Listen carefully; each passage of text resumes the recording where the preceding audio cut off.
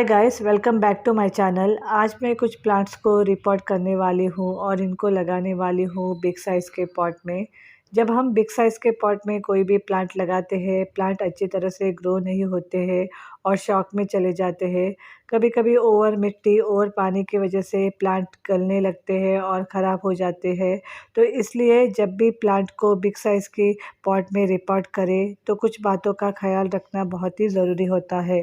तो आज मैं आपको कुछ टिप्स और टेक्निक्स बताऊंगी जिन्हें यूज़ करके अगर आप बिग साइज़ के पॉट में कोई भी प्लांट रिपोर्ट करते हैं तो आपकी प्लांट अच्छी तरह से पॉट में ग्रो होगी और सालों साल पॉट में अच्छी तरह से चलेगी। तो चलिए वीडियो को शुरू करते हैं और जानते हैं टिप्स और टेक्निक्स को। यहाँ पे मेरे पास कुछ पॉट्स है जो 10 इंच के हैं और आज सभी पॉट को मैं रिपोर्ट करूँगी। और यहाँ पे मैंने कुछ प्लांट्स भी सिलेक्ट कर लिया है जिनको आज मैं रिपोर्ट करने वाली हूँ बिग साइज़ के पॉट में। जब भी आप कोई भी प्लांट सिलेक्ट करते हैं तो प्लांट के हाइट के हिसाब से पॉट को सिलेक्ट कीजिए। यहाँ पे मैंने 10 इंच का पॉट लिया है तो इसी साइज़ के हिसाब से मैं बिग साइज़ के प्लांट ले रही हूँ। अगर बड़े से पॉट में आप एक छोटे से प्लांट लगा देंगे तो ओवर वाटरिंग के कारण प्लांट गल जाएंगे। तो जब भी बिग साइज़ के लिए प्लांट आप सिलेक्ट करते हैं थोड़े हार्डी और हाइट के हिसाब से बिग साइज़ के प्लांट ही इसमें रिपोर्ट करें।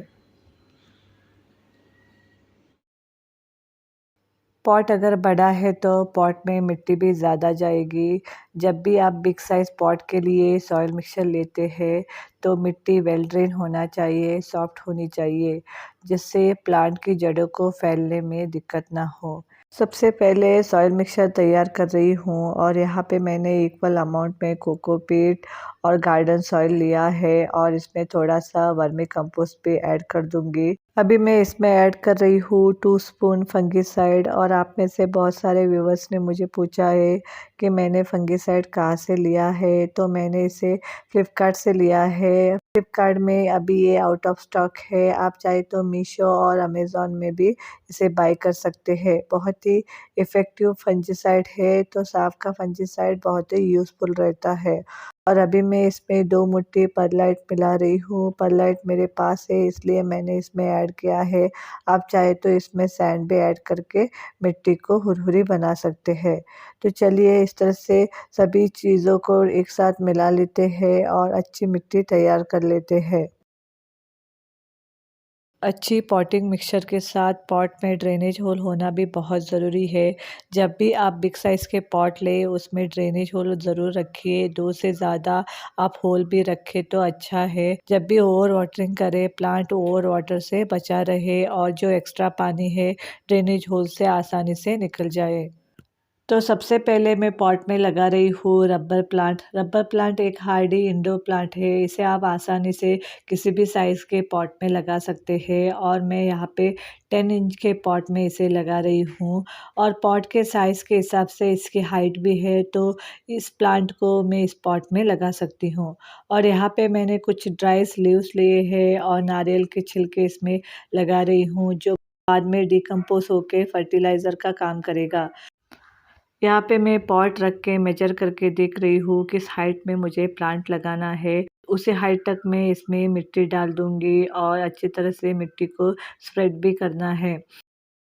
यहाँ पे मैं आपको एक टिप्स भी बताऊँगी जिसे अगर आप यूज़ करके प्लांट को लगाएँगे तो आपकी रिपोर्टिंग अच्छी तरह से होगी, ईज़िली होगी और अच्छी तरह से प्लांट की ग्रोथ भी होगी।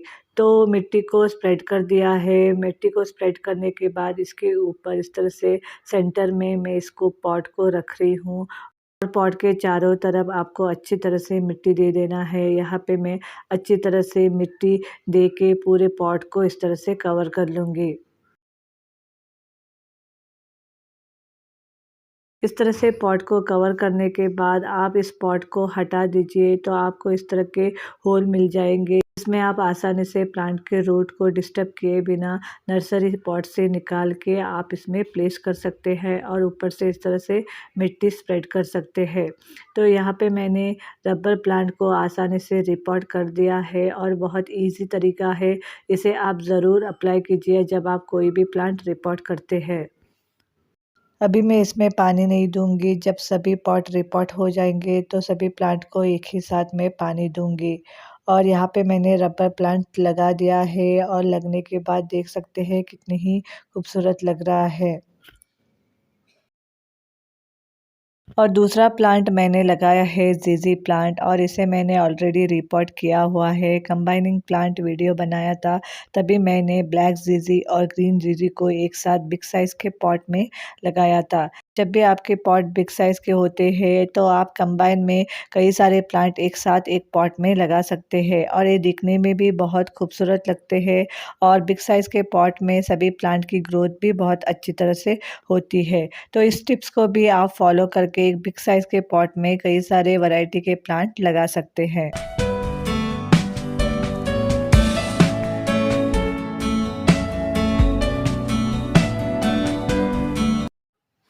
अगला प्लांट जो मैं लगा रही हूँ मोंस्टेरा प्लांट और एक छोटा-सा प्लांट मैं लेकर आई थी नर्सरी से। अभी आप देख सकते हैं कितनी बढ़ गया है और अच्छी ग्रोथ है इसकी। मैंने इसे 6 इंच के पॉट में लगाया था। अभी ये बड़ा हो रहा है और इसे दूसरी पॉट की ज़रूरत है, तो मैं इसे बिग साइज़ के पॉट में लगा रही हूँ ताकि इसकी ग्रोथ और भी अच्छी तरह से हो।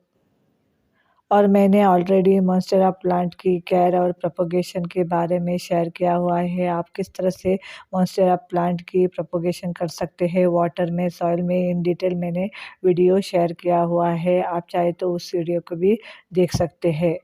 यहाँ पे मैं आपको और एक टिप्स बताऊँगी, जब भी आप किचन से या फिर गार्डन से कोई भी वेस्ट निकालते हैं तो उसे इस तरह से ड्राई करके रखें। जब भी आप बिग साइज़ के पॉट रिपॉट करते हैं तो उसके बॉटम में इस तरह से लगा दीजिए और इसके ऊपर मिट्टी लगा के प्लांट लगा दीजिए।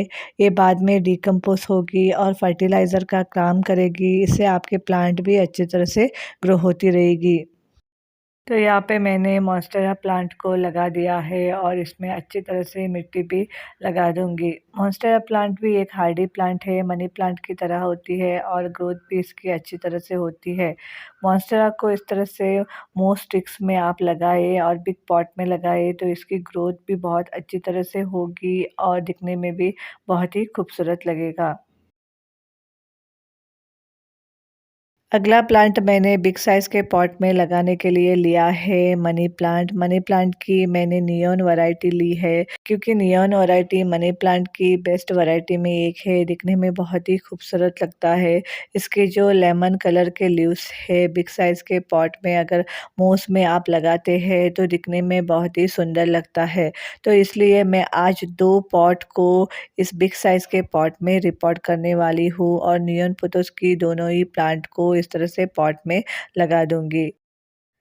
जब भी मनी प्लांट को बिग साइज़ के पॉट में रिपोर्ट करते हैं तो इसकी वाटरिंग का अच्छी तरह से ख़्याल रखना चाहिए। ओवर वाटरिंग बिल्कुल नहीं होनी चाहिए, नहीं तो प्लांट ख़राब होके गलने लगते हैं। तो इसलिए जब भी मैं इसमें पानी दूँगी, इसकी मिट्टी को पूरी तरह सूखने के बाद चेक करके ही इसमें पानी दूँगी। और इसमें मैं मॉस स्टिक्स भी लगा रही हूँ। जब भी मनी प्लांट बिग साइज़ के पॉट में लगाते हैं तो इस तरह से इसको एक मॉस स्टिक्स भी दे दीजिए, जिससे प्लांट की ग्रोथ ऊपर की तरफ अच्छी तरह से होगी और सपोर्ट भी मिल जाएगा इनको ट्रेल करने के लिए। तो यहाँ पे मैं इसको मोस में अच्छी तरह से बाँध दूँगी। आप चाहे तो यू पिन से भी इसे लगा सकते हैं। जब भी आप किसी भी मॉन्स्टिक्स में कोई भी प्लांट लगाते हैं ना, तो बीच-बीच में इसमें मिस्टिंग करते रहिए, पानी का स्प्रे करते रहिए। मॉस को गीला रखना बहुत ज़रूरी होता है, जिससे प्लांट की ग्रोथ भी बहुत अच्छी तरह से होती है और इससे लीव्स के साइज़ भी अच्छी तरह से ग्रो होते हैं।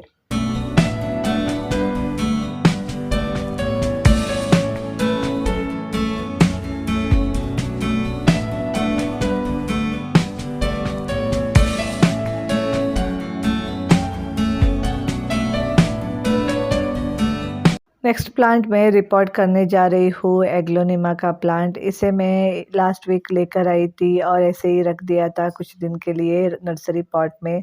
अभी मैं इसे रिपोर्ट कर दूँगी और रिपोर्ट करने के लिए यहाँ पे मैंने मिट्टी लगा दिया है।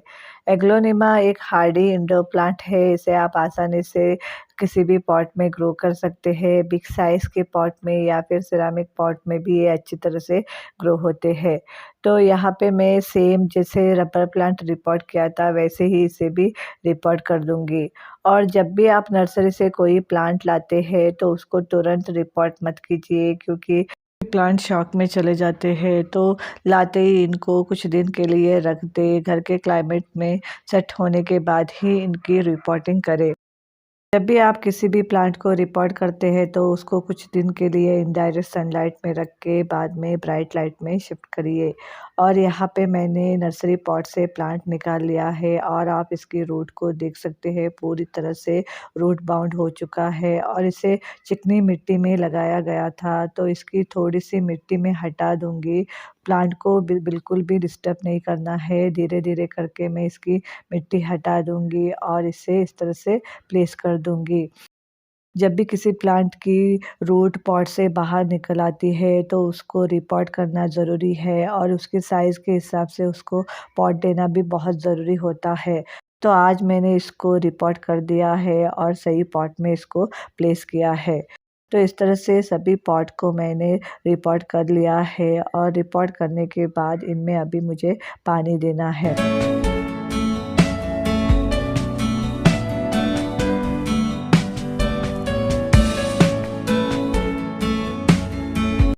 रिपोर्ट करने के बाद मैं सभी प्लांट को इस तरह से बाहर रख दिया है। यहाँ पे इनडायरेक्ट सनलाइट आती है, छनी-छनी सा धूप है, तो इनको मैं इस तरह से बाहर रख दूँगी कुछ दिन के लिए। मैंने सभी पॉट को रिपोर्ट कर लिया है और इन्हें बाहर भी रख दिया है। अभी मैं इनमें पानी दूँगी और पानी में यहाँ पे मैं 2 स्पून फंजीसाइड ऐड कर रही हूँ। मैंने मिट्टी में भी फंगीसाइड ऐड कर दिया था, अभी मैं पानी में भी फंजीसाइड ऐड करके सभी प्लांट को पानी दूँगी।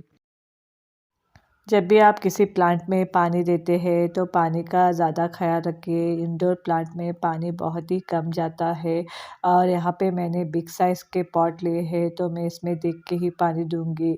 जब भी आप बिग साइज़ के पॉट यूज़ करते हैं तो उसमें ड्रेनेज होल ज़रूर रखिए। यहाँ पे मैंने ड्रेनेज होल नहीं बनाया है, क्योंकि मुझे आदत है और मुझे पता है कि इस प्लांट में कितना पानी देना है।